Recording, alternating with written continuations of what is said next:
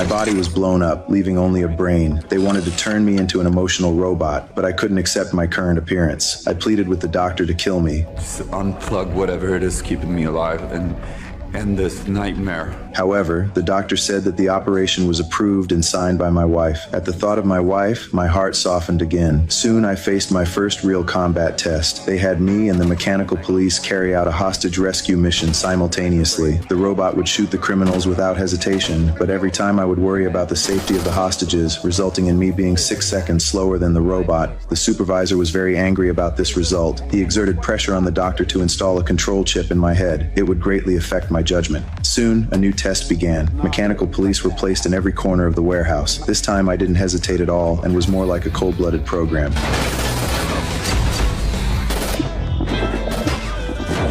It turned out that the doctor had also modified the authority of my brain. In daily life, I had absolute control. Once a battle was detected, the chip would forcibly take control of my body. The supervisor was very satisfied with this. I could finally leave the laboratory.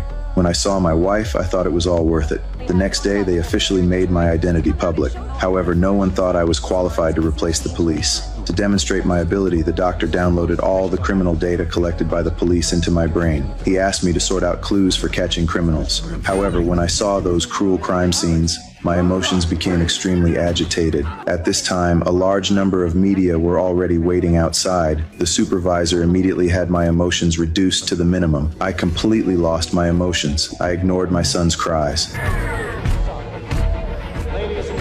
Those reporters wanted to shake hands with me, but in my mind, there was only the task of catching fugitives. Soon I locked onto the fugitive in the crowd.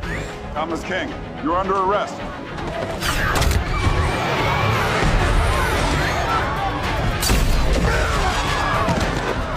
I caught him in less than a minute. This incident made my fame reach its peak. However, no one knew that this would also trigger a huge disaster.